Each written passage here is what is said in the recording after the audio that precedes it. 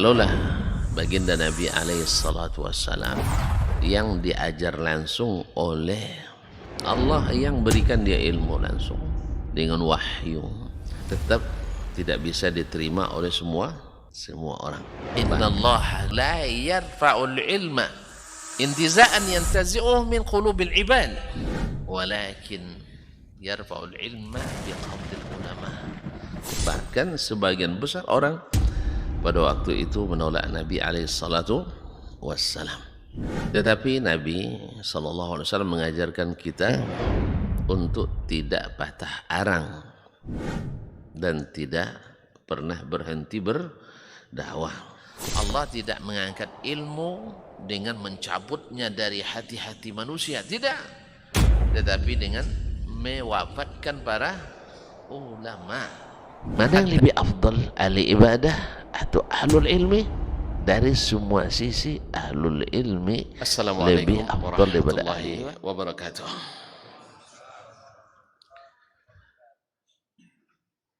Alhamdulillah wa kafa, thumma assalatu wassalamu ala abdihi alladhi istafa wa ala ali baitihi as-sadati asy-syurafa wa ashabihi al-kiramin nubala ahli as-sidqi wal wafa wattabi'ina lahum bi ihsanin ila yaumil jazaa'il awfa. Ashhadu an la ilaha illallah wahdahu la syarika lah jalla wa ala, wa ashhadu anna Muhammadan abduhu wa rasuluhul mustafa. Ya ayyuhallazina amanu taqullaha haqqa taqwa wa raqibuhu fis sirri wan najwa, fa inna ajsadana 'alan nari la taqwa, fatamassaku minal islami bil urwatil wuthqa wa tazawwadu fa inna khairaz zadi taqwa. Ya ayyuhallazina amanu taqullaha haqqa tuqatih wa la tamutunna illa wa antum muslimun. Para alim ulama, nenek mama, tokoh adat, tokoh masyarakat, hadirin wal hadirat wal musyahidin wal musyahidat yang hadir di Masjid Rahmatan lil Alamin di subuh yang berbahagia ini, ataupun yang menjadi saksi melalui media live streaming dimanapun berada. Adalah kenikmatan besar, dengan hati yang besar kita hadir di rumah Allah yang maha besar ini. Tentu semua kita ingin pahala yang amat besar, karena memang Allah yang maha besar menjanjikan kebaikan yang sangat besar. Bayangkan salat sunatnya saja lebih baik dari dunia dan seisinya, lebih baik dari para raja, lebih baik dari para direktur, lebih baik dari para rektor, lebih baik daripada pabrik-pabrik, lebih baik dari pusat-pusat perniagaan, perusahaan-perusahaan. Itu baru sunatnya. Kita sudah dapatkan di solat sunatnya, apalagi solat wajibnya. Makanya untuk datang subuh ini ke masjid ini berat memang.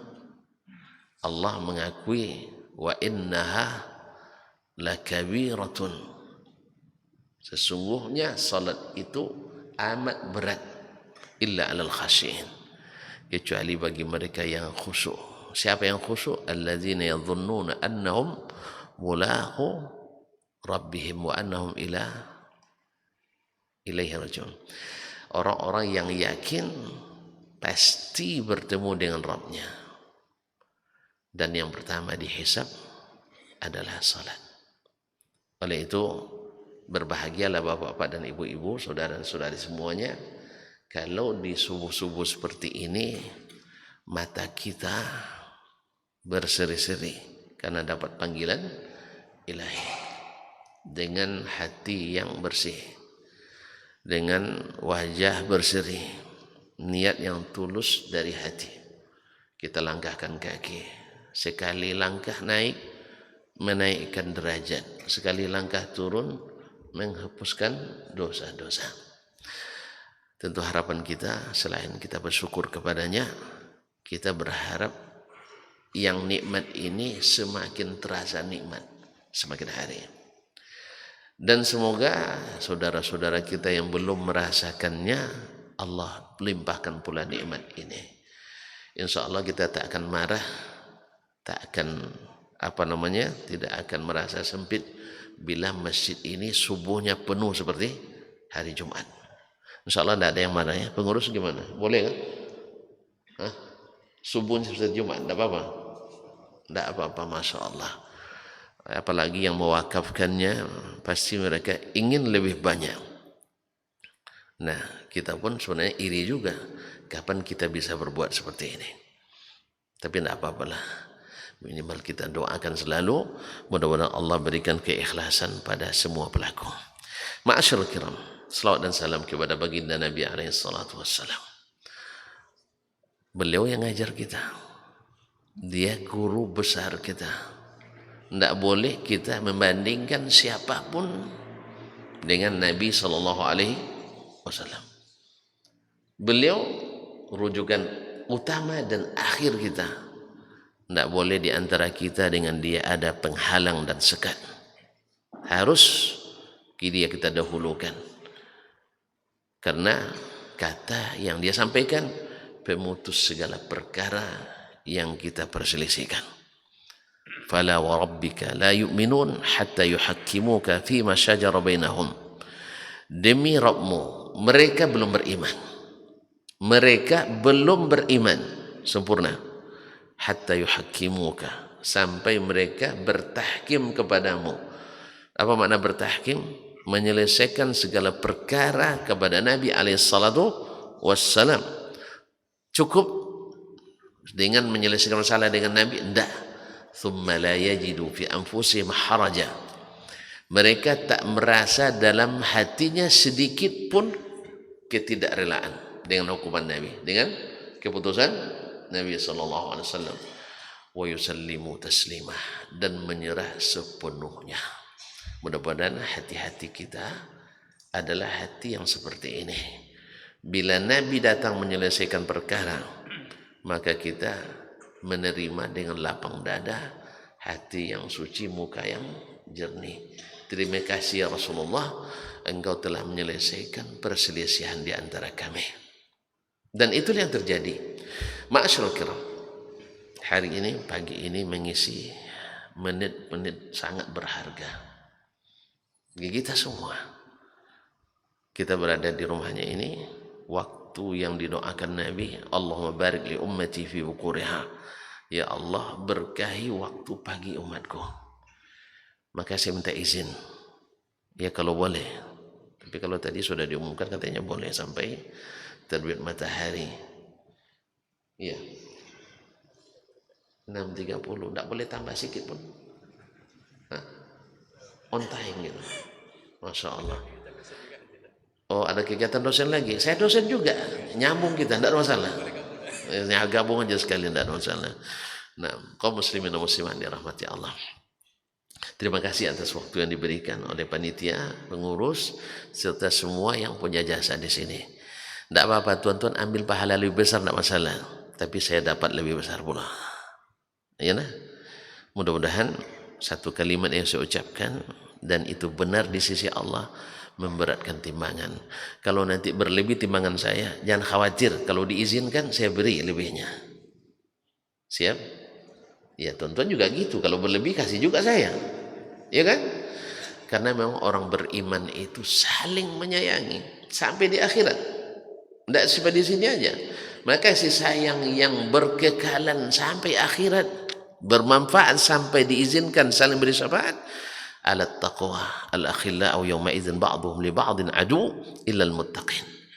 Orang yang bersatu padu yang saling mencintai, ya, yang saling bersama di dunia ini, di akhirat saling memusuhi illal muttaqin, kecuali yang bertakwa. Kalau persatuan dan kesatuan itu di atas mengikuti perintah Allah, menjauhi larangannya, mencontoh Rasulullah, dan menghindari segala hal yang tidak disukainya. Kalau enggak, masing-masing dimusuh nanti. Kamu yang nyuruh saya, kamu kenapa mau ikut? Agak itu lagi. Kan sekarang syaitan merayu kita. Sah? Besok jumpa di akhirat, saya lepas tangan katanya. Saya hanya menyibisikkan, kalian terima bisikan. Kan gitu? Kalian terima bisikan. Oleh sebab itu, maka hari ini saya mohon izin sampai jam 6.30. Selesai tak selesai harus doa kafaratul majelis. Baik. Kaum muslimin. Saya ditanya, apa judul Ustaz? Kita ngaji di mana? Masjid Rahmatan lil Alamin. Kalau gitu judulnya wa ma arsalnaka illa rahmatan lil alamin. Masya Allah. Wa ma arsalnaka illa rahmatan lil alamin. Kami tidak mengutusmu hai Muhammad sallallahu alaihi wasallam kecuali menjadi rahmat lil mu'minin, dah, lin nasi ajma'in, dah, lil muttaqin, apalagi lil salihin juga bukan, tapi apa? Lil alamin. Para ulama menyebutkan kalimat nafi wa ma arsalnaka, tidak, menidakkan, wa ma arsalnaka, kami tidak mengutusmu. Setelah itu datang illa, yaitu kecuali, rahmat. Ini dalam bahasa Arab nama lil hasr, bahwasanya segala rahmat itu tersimpul pada Nabi sallallahu alaihi wasallam yang diberi Allah Subhanahu wa taala. Jadi nabilah, kalau tuan-tuan nak mencari rahmat, nak mencari kasih sayang, nak bersatu dan berpadu, seia sekata, sehidup, tidak semati, seia sekata, seiring sejalan, mupakat, maka nabilah jalan untuk itu. Nabilah sallallahu alaihi wasallam jalan untuk itu. Semua selainnya bila tidak sesuai dengannya, tidak akan menyatukan, tapi selalu akan membuat furqah, bukan rahmah. Al-jamaah rahmah, wal furqatu adab. Rahmatan lil alamin, oh, bagi semesta alam. Bukan rahmat bagi orang beriman saja, tidak. Bukan rahmat bagi orang-orang yang bertakwa saja, tidak. Bukan rahmat bagi manusia saja, tidak. Bukan rahmat bagi orang Arab saja, tidak. Seperti sebagian sudah mulai mengarah ke situ, bahwa Nabi itu berdakwah sesuai dengan budaya Arab. Makanya untuk Indonesia harus Islam gaya ya Indonesia lagi. Nanti orang Eropa tidak gaya Eropa. Akhirnya Islam full colors, warna-warni. Tuan-tuan, warna kalau terlalu banyak indah enggak? Coba lihat bendera kita, Masya Allah, merah putih. Kalau sempat di sini ada merah, putih, hijau, jingga dan semuanya, gimana? Susah ketika upacara untuk menjelaskan makna, tapi merah berani, putih suci. Niat keberanian yang diiringi niat yang suci. Ini terinspirasi daripada keikhlasan dan ketegasan dalam menegakkan kebenaran. Kan berani kita, lupa lagi, berani karena benar, terus takut karena salah. Maka bila antum ketakutan dalam beragama ini, pasti ada yang salah. Kalau ada yang ketakutan beragama, ada yang salah. Tapi kalau di atas kebenaran, tak ada yang takut. Tak ada yang takut. Baik, kembali ke Nabi SAW. Menjadi rahmatan lil alamin. Rahmat bagi sekalian alam. Makanya kedatangnya Nabi SAW menjadi perekan. Bukan pemecah. Datangnya Nabi SAW pengikat, bukan membuat bercerai-berai. Siapa yang bilang? Allah tabaraka wa ta'ala. Wazkuru ni'matallahi alaikum. Ingatlah nikmat Allah kepadamu. Idh kuntum a'da'an. Di saat kalian dulu bermusuhan. Orang jahiliyah bermusuhan. Iya. Orang jahiliyah bermusuhan.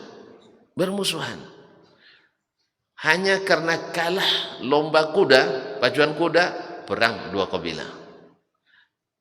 Ya, kalau ada yang lomba yang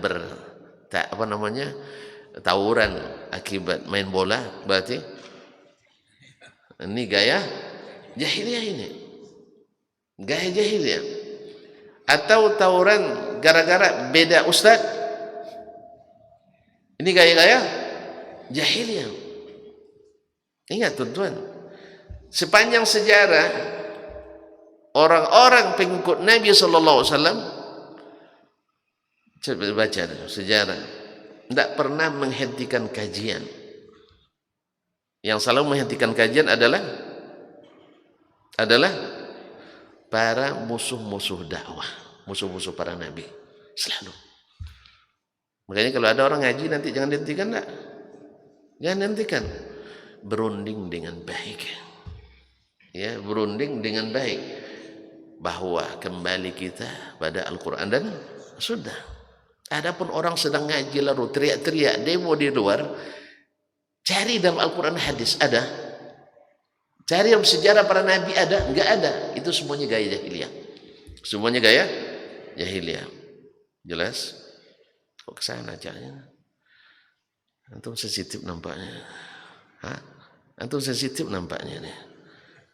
Kaum muslimin dan muslimat dirahmati Allah. Memang Nabi kita alaihissalam seperti kata Imam Al-Qadhi Iyad Al-Yahsubi dalam syarah Muslim Ikmalul Mu'lim fi syarh Sahih Muslim, dalam kitabnya Asy-Syifa menyebutkan Nabi kita alaihissalam diciptakan Allah SWT rahmat dari dua sisi. Dan ini pula yang dikuatkan oleh Imam Al-Alusi dalam Ruhul Ma'ani, bahwasanya sisi pertama, secara fitrah Allah ciptakan Nabi SAW orang yang diciptakan dengan segala akhlak yang mendatangkan rahmat bagi siapapun yang melihatnya. Ma'asyur kiram, fabima rahmatin minallahi lintalahum, karena rahmat dari Allah engkau berlunak lembut dengan mereka.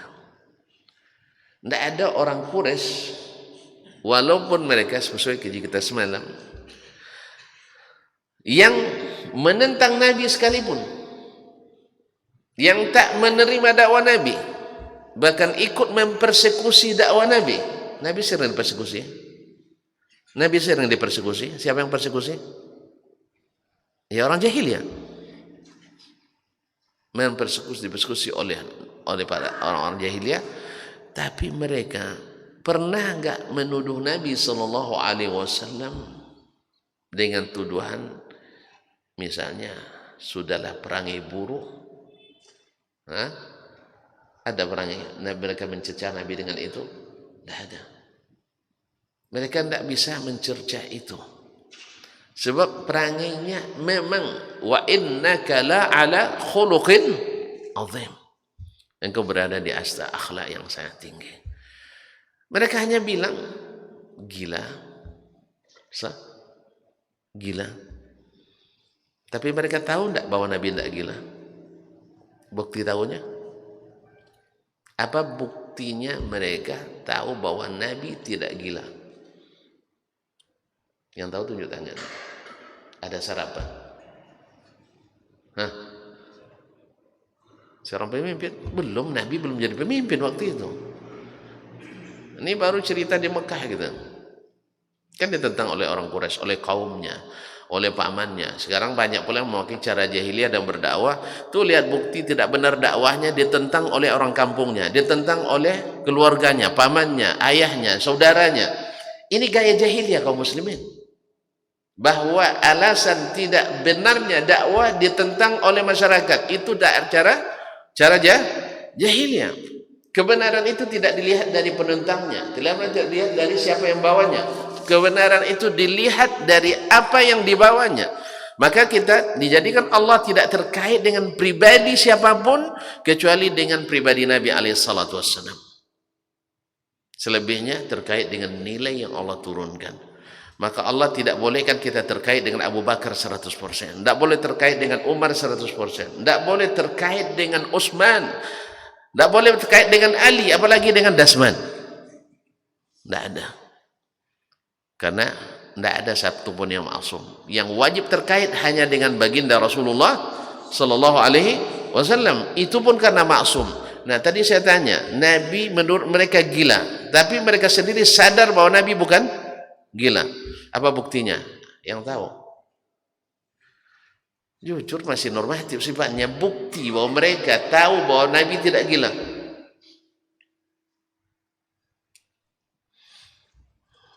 Ini masih pagi Ustaz, sudah mulai ditanya-tanya. Ujian baru selesai. Nah, ada yang tahu? Silakan. Enggak, itu belum jadi Nabi dia. Itu masih damai, aman, nyaman.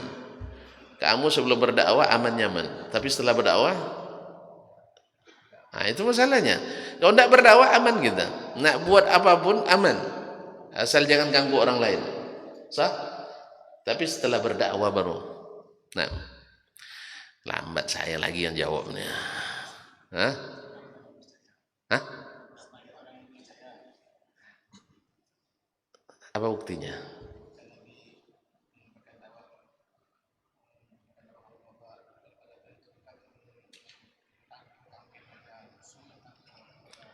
Itu baru mulai itu. Setelah itu Abu Lahab langsung bilang, tabbat laka.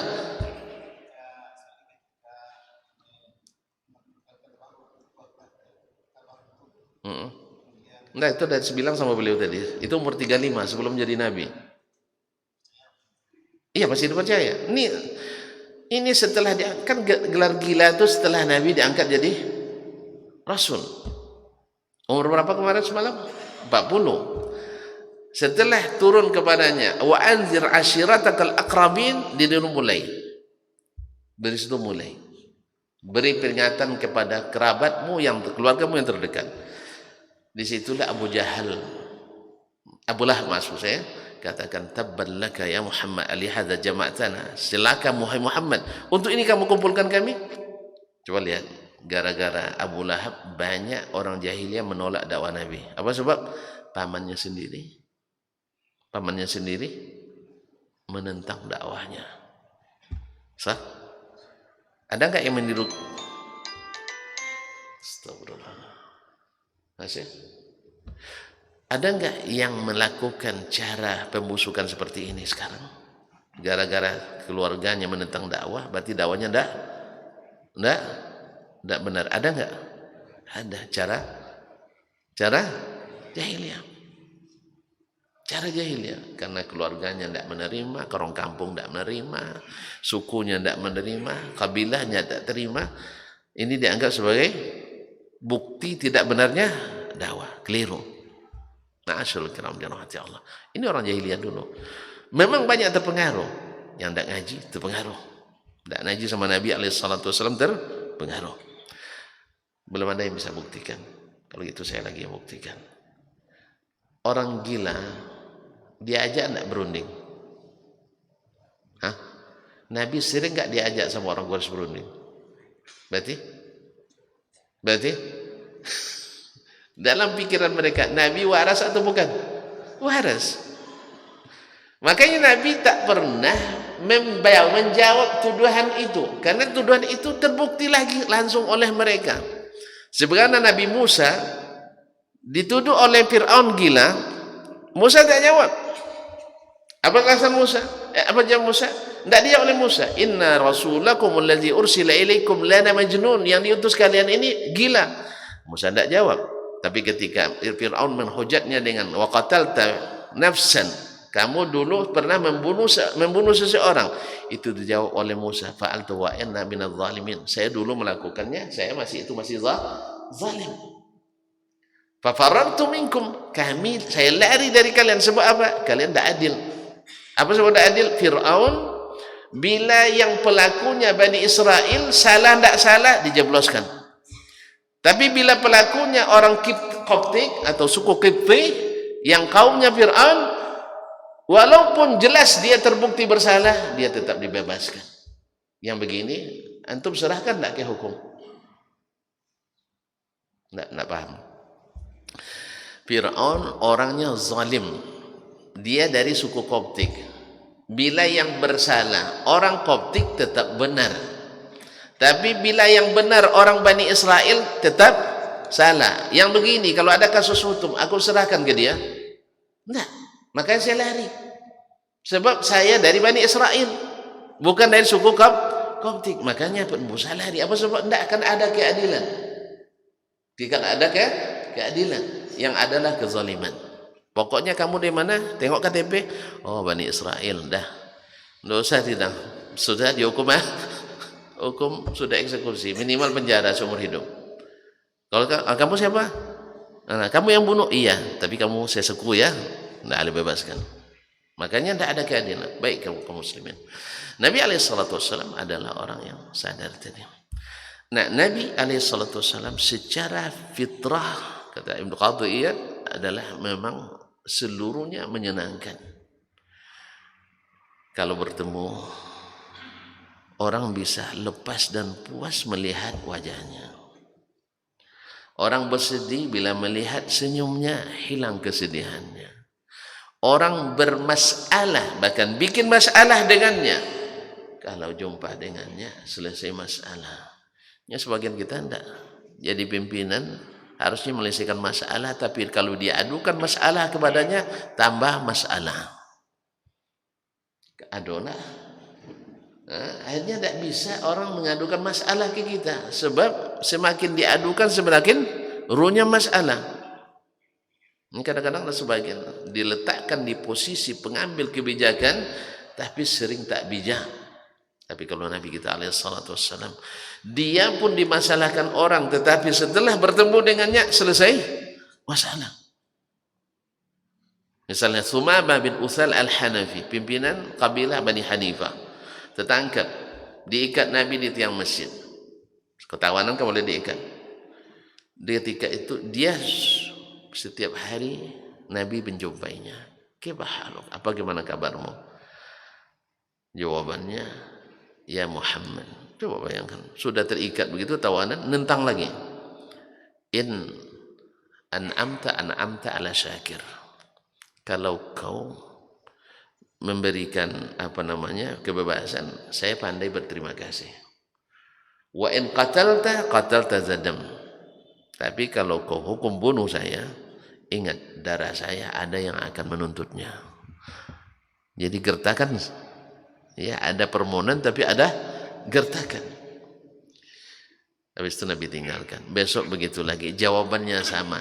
Jangan coba-coba, saya punya para pendukung.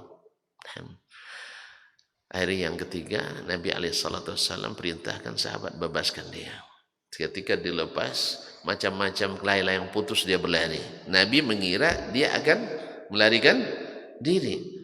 Ternyata dia pergi ke sebuah telaga, mandi, habis itu berpakaian yang rapi, dan langsung menemui Nabi dan mengucapkan asyhadu an la ilaha illallah wa asyhadu anna Muhammadar Rasulullah. Lah, kenapa? Ya Muhammad, laqad kunta abghadan nasi ilayya.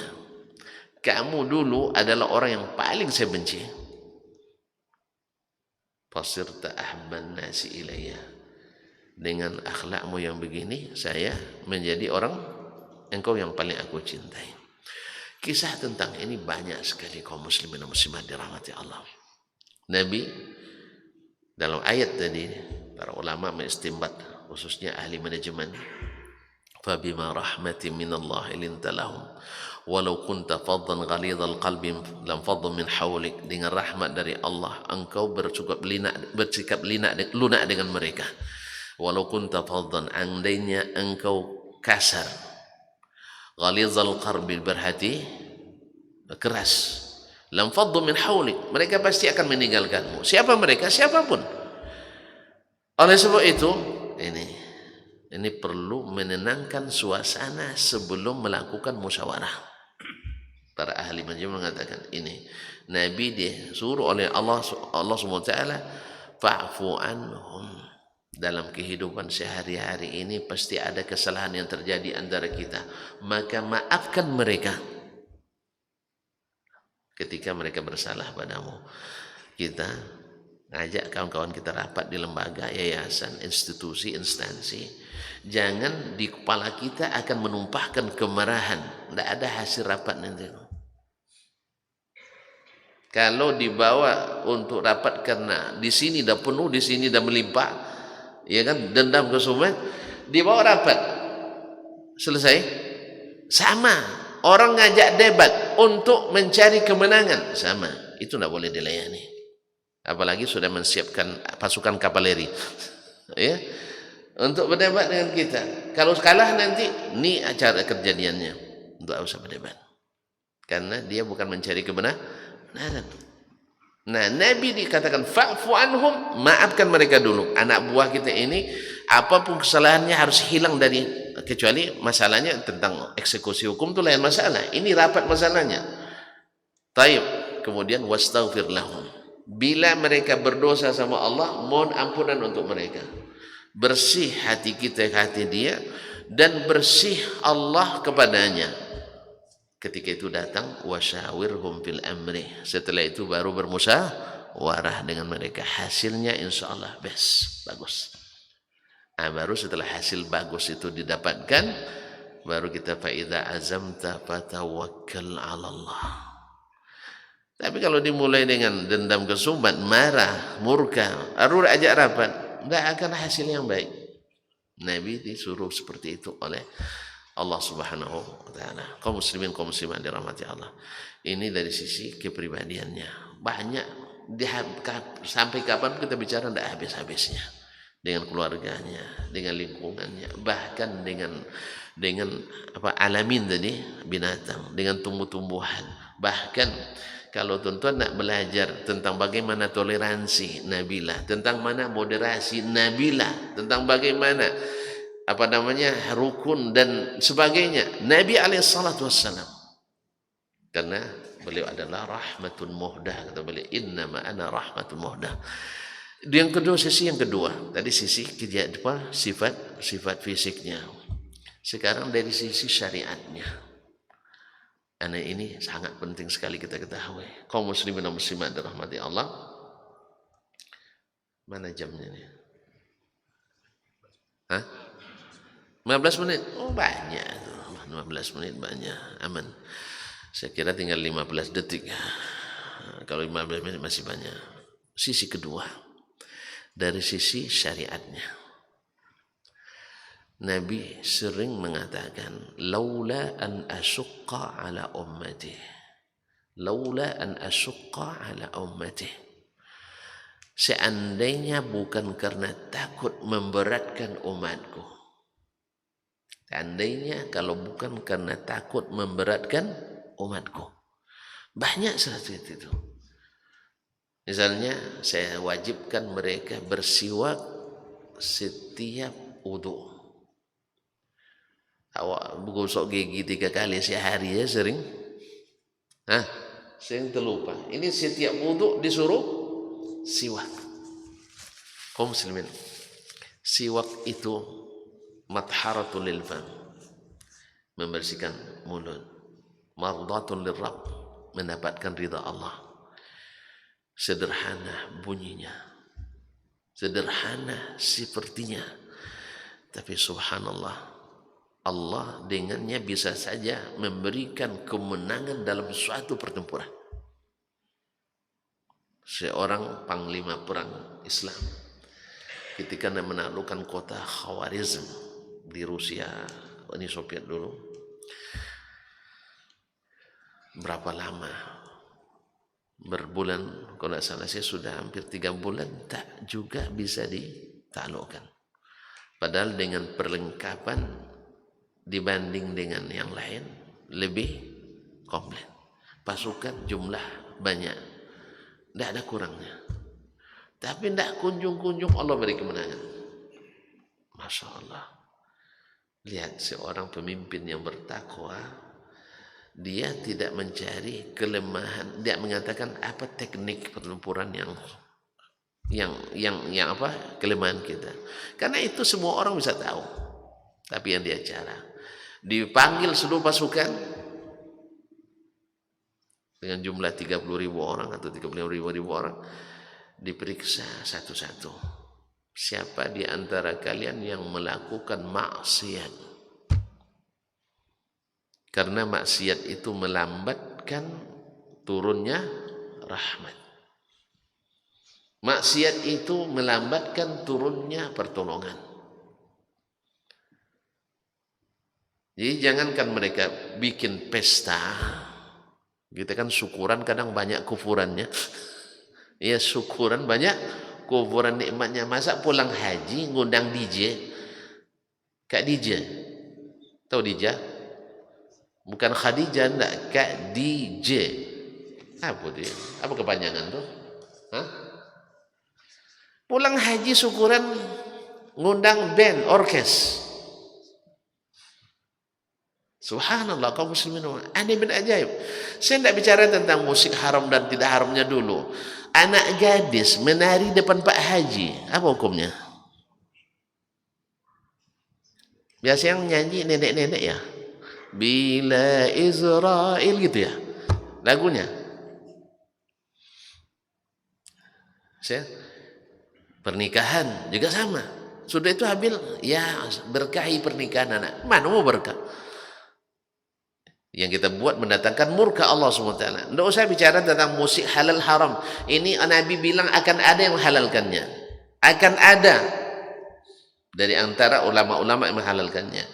Ini khilaf yang tak bisa dihapus. Kaum muslimin dan muslimat dirahmati Allah, tak bisa dihapus dalam kampus Islam.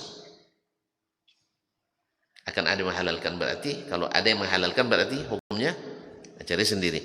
Yang saya tanya sekarang, masalah anak perempuan menari dan menyanyi di depan ustaz-ustaz, apa hukumnya? Kalau ustaz yang nengok halal, gitu. Kalau yang tidak ustaz, kalau Pak Haji yang nengok boleh, gitu ya. Karena hatinya sudah bersih. Masya Allah, tabarakallah.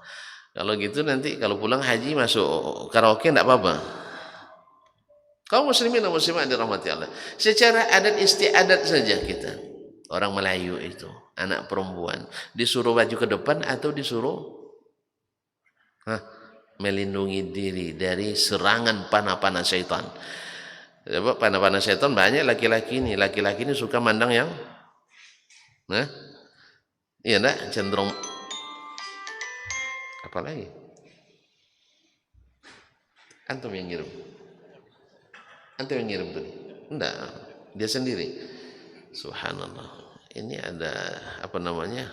Ada drone di sini nampaknya. Kaum muslimin dan muslimat dirahmati Allah SWT. Sampai di mana tadi? Nak gadis yang antum ingat. La ilaha illallah. Subhanallah, memang suka yang mata laki-laki ini memang suka nengok yang ranca. Condong mata kayak ranca, iya kan? Biasa itu. Makanya kalau laki-laki nangis, apa yang dilindunginya? Mata. Apa sebab? Ketika dapat musibah, meninggal istrinya, nangis dia, matanya ditutup. Sebab dosanya banyak di sini. Sah? Betul tak? Cuman sambil nangis tuh nengok lagi yang lain. Kalau ibu-ibu kalau dapat musibah nangis yang ditutupi apanya? Biasanya tangannya di mana? Nah, iya kan? Di mulut. Kenapa? Dosanya banyak di mulut. Makanya oleh sebab itu Wanita kalau keluar dilarang tampil rancak-rancak benah. Sebab apa? Mata laki-laki memang suka nengok yang rancak. Kaum muslimin dan muslimat rahmati Allah. Jadi ketika pasukan dikumpulkan, tidak ada yang melakukan dosa, kecuali dosa-dosa kecil biasa. Gitu. Dosa kecil tidak ada kita yang selamat satupun.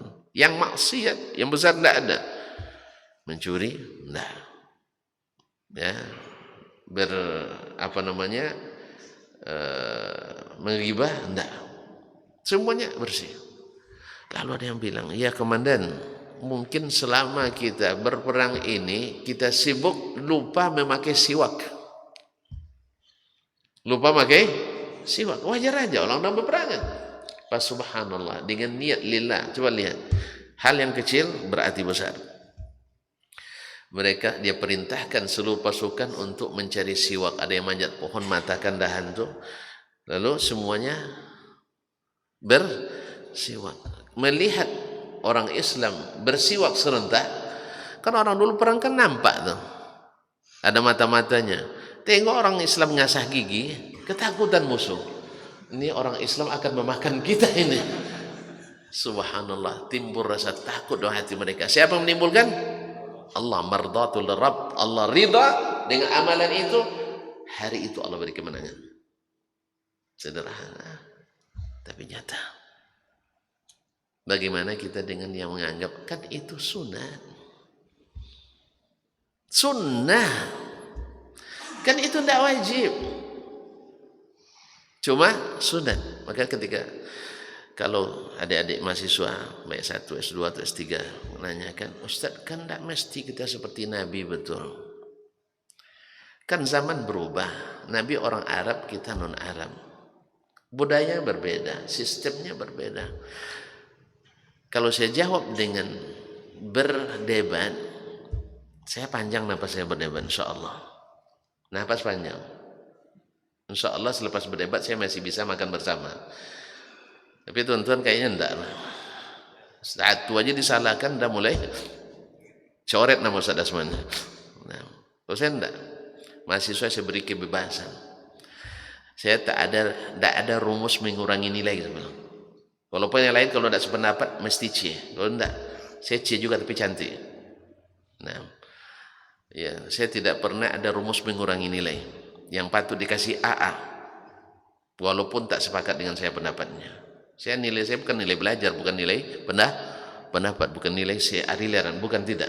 Nilai saya nilai dia belajar, aktif, sopan, cukup absensi, ya, dan berani, itu saya hargai. Kaum muslimin dan muslimat dirahmati Allah. Kenapa pula sampai situ tadi? Tolong ingatkan. Kenapa tadi? Tidak ada yang nyambung lagi nampaknya. Komus, apa? Nilai belajar. Kenapa sampai nilai belajar? Simpangnya di mana tadi? Ini pada lupa semua dah. Gimana? Ahsanta. Ini panitia dapat. Ya, apa saya kasih walaupun panitia. Mau kunci kamar hotel? Ya, antum sarapan berapa sih? Sarapan antum berapa biasanya? Lontong sayur, lontong paku. 5.000. Nah, ini yang 5.000 katanya. Saya kasih 5.000 sih. 5.000 antum. Iya, yang tukang beritahu juga 5.000. Ya, kasih lontongnya. Dia bilang saya tidak kena kasih 5.000 tadi. Alhamdulillah. Dia nak nyelamatkan saya nampaknya. Kaum muslimin dan muslimat dirahmati Allah. Apa tadi? Kenapa? Ini calon magister, Pak Doktor yang bilang nih. Saya jawab dengan ini itu beralasan filosofis, alasan logis, alasan empiris dan sebagainya. Panjang perdebatannya. Waktu kita tinggal sedikit, maka saya jawab dengan pendek. Ini yang saya sampaikan. Akhi, antum yakin gak bahwa Nabi kita sallallahu alaihi wasallam adalah orang pertama masuk surga? Yakin tak? Yakin. Tidak ada yang tidak yakin. Ya Pak ya. Yakin tak Nabi yang pertama masuk surga? Enggak. Kalau enggak saya bawa ke akhirat nanti. Kalau ada penelitian dulu masalah akhirat, kita ke akhirat dulu, karena yang harus ada bukti fisik. Kita foto di sana nanti. Nah, kalau tunggu dulu datang ke akhirat, tidak ada gunanya. Makanya diutus Nabi dan Rasul yang mengabarkannya. As-Sadiq Al-Masduq. Dia bilang, yakin tak Allah, yakin tak Nabi sebagai orang pertama masuk surga? Yakin. Kalau antum yakin dia yang pertama masuk surga, mau tak antum barisannya jauh dari Nabi? Hah? Antum senabi misalnya seragamnya putih hitam, antum pakai merah jingga, sesat dengan Nabi? Nah. Makanya sahabat dulu ketika diberikan perintah oleh Allah dan Nabi SAW, dia tidak nanya, apakah mesti kami seperti Nabi juga? Tidak ada dia nanya, karena memang rusaknya jahiliyah itu karena berbeda dengan Nabi sebelumnya. Semakin jauh kita meninggalkan Nabi, semakin jauh pula kita tersesatnya.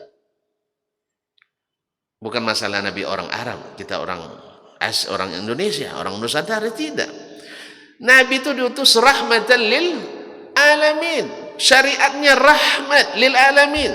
Jangan cari yang lebih sempurna. Nabi tak pernah disuruh memilih antara dua masalah kecuali yang pilih yang paling mudah untuk kita. Bukan disuruh lagi, kita milih lagi. Tidak. Nabi sudah pilihkan untuk kita yang termudah. Semua syariatnya sempurna. Sudah dapat al-yawma akmaltu lakum dinakum. Kalau antum disuruh ujian nyontek, boleh bawa catatan, tulis seperti yang ada di diktat ini, atau disuruh cari jawaban sendiri, pilih yang mana coba? Ini tidak ada yang kuliah nih. Hah? Mana yang lebih mudah dan lebih banyak disukai sebenarnya? Mencontoh yang ada atau membuat yang baru? Contoh yang ada. Apalagi contoh itu sudah dapat grade A, bukan E. Kalau E bahasa Inggris, A. Al-yawma akmaltu lakum dinakum wa atmamtu alaikum ni'mati wa raditu lakum al-islam madina. Inilah makna rahmat pada syariat Nabi alaihi salatu wassalam. Rahmat pada syariat Nabi alaihi salatu wassalam. Semua yang susah-susah di umat sebelum kita, di zaman Nabi menjadi dipermudah. Jelas? Apa contohnya? Di zaman sebelum Nabi, kaum wanita jangankan dapat warisan, dia jadi harta warisan. Ayah saya istrinya 14. Misal, bukan ayah saya enggak, cuma 2 cuma. Nah, Anda mulai nengok saya. Nyusat punya bakat juga nampaknya. Dia istri keduanya setelah yang pertama meninggal. Biarlah saya jelaskan. Kalau saya penakut, jangan takut. Saya penakut. Nah, istrinya 14. Anaknya mewarisi istri orang tuanya di zaman jahiliyah. Dari mana dapatnya? Balik kaji semalam. Pikiran perasaan. Laki-laki berkuasa. Tapi datang Islam, wanita diangkat tinggi-tinggi, disanjung tinggi-tinggi. Sebagai ibu, pintu surga. Sebagai istri, juga pintu surga. Sebagai anak perempuan, penghalang dari api neraka. Ketika kita meninggal, dapat warisan. Ketika menikah, dia dapat terus, tak wajib berbelanja. Tapi kita terbalik nampaknya. Bini yang mencari, kita tinggal menghisapnya, iya kan? Iya, istri yang mencari, kita tukang hisapnya. Kaum muslimin dan muslimat dirahmati Allah. Maka wajarlah bila banyak kaum wanita minta khulu dari kita. Sah? Makanya 65% perkara minta cerai dinominasi oleh pegawai negeri karena sertifikasi. Kalau itu cabut aja, jangan, tambah bahaya. Bukan dicabut sertifikasinya, tapi bawa keduanya ngaji di rahmatan lil alamin. Kalau udah ngaji, insya Allah Walaupun ngaji juga jaminan, tapi ngaji tapi aplikasi. Jadi ilmu yang teraplikasi. Kaum muslimin dan muslimat dirahmati Allah. Jadi Nabi itu rahmat dari sisi fisik, dari sisi kejadian fitrahnya, semuanya indah untuk dilihat. Bahkan dibaca saja kita sudah merasakan keindahannya, apalagi kalau melihat langsung. Yang kedua adalah rahmat pada syariatnya. Syariatnya semuanya mudah. Semuanya memudahkan. Kalau tidak sanggup sholat berdiri, boleh duduk. Kalau tidak sanggup duduk, boleh berbaring. Tidak sanggup berbaring, boleh dengan kedipan mata. Tidak berkedip lagi mata, inna lillahi wa inna ilaihi raji'un. Dah. Sekira demikian yang dapat saya sampaikan, mudah-mudahan bermanfaat. Wabillahi taufiq wal hidayah. Subhanakallah bihamdik, asyhadu an la ilaha illa anta astaghfiruka wa atubu ilaik. Wassalamualaikum warahmatullahi wabarakatuh.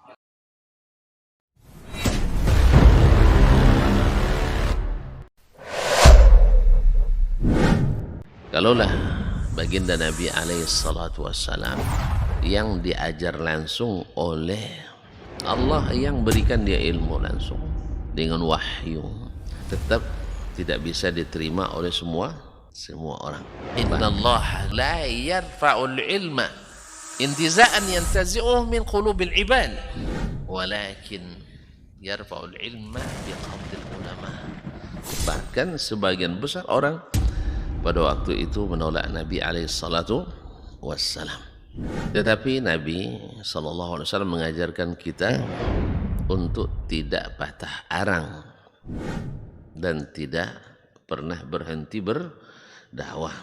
Allah tidak mengangkat ilmu dengan mencabutnya dari hati-hati manusia, tidak, tetapi dengan mewafatkan para ulama.